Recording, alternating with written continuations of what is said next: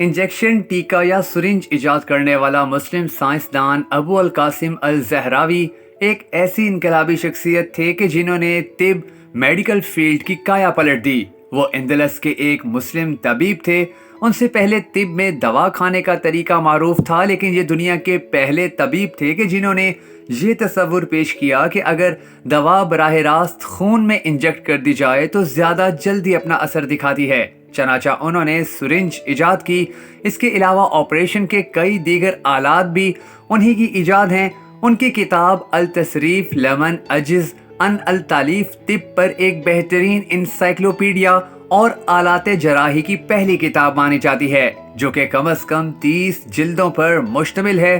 कुछ रिवायात के मुताबिक उनका पूरा नाम अबू अल कासिम खलफ बिन अब्बास अल ज़हरावी है। इल्म जराहत के बानी और मुतअद्दिद आलाते जराही के मौजूद करतबा के शुमाल मगरिब में उमवियों के बनाए गए शहर अल ज़हरा की निस्बत से अल ज़हरावी कहलाते हैं। यूरोपियों ने उनका नाम बहुत सारी चीज़ों पर लातीनी ज़बान में कुंदा किया है।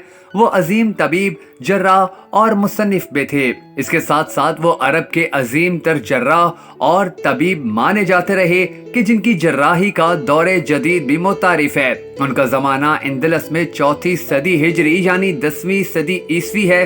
उनकी ज़िंदगी जलीलुल कदर कारनामों से भरपूर है। वो अब्दुल रहमान सोम अल नासिर के तबीब खास थे। फिर उनके बेटे अल हकम दोम अल मुस्तनसर के तबीब खास रहे। तारीख में उनकी ज़िंदगी के हवाले से बहुत कम तफसीलात मिलती हैं। हत्ता कि कहा जाता है कि उनका साल पैदाइश 936 हिजरी और उनकी वफात गालबन 404 हिजरी को हुई, मगर बहुत से तारीखदान इस बात को दुरुस्त तस्लीम नहीं करते।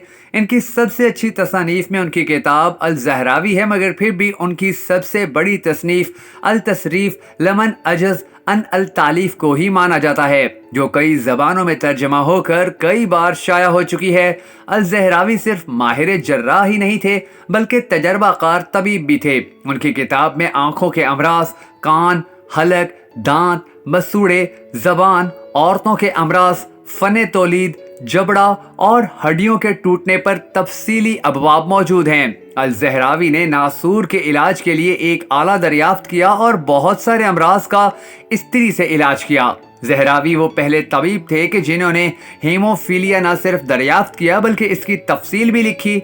उनका एक ज़माने तक यूरोप में बड़ा अजीम असर रहा। उनकी कुतब का यूरोप की बहुत सारी ज़बानों में तर्जुमा किया गया और यूरोप की तबई यूनिवर्सिटियों में पढ़ाई भी जाती रहीं। यूरोप के जर्राहों ने उनसे खूब इस्तिफादा किया और उनसे इक्तबास भी करते रहे।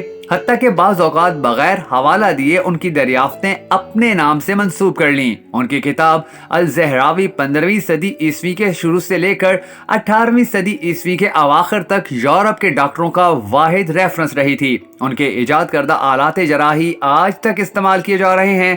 तारीख में इस बात का भी हवाला मिलता है कि इब्ने सीना और अल-ज़ारी जैसे डॉक्टर्स दुनिया में आज तक कम ही पैदा हुए।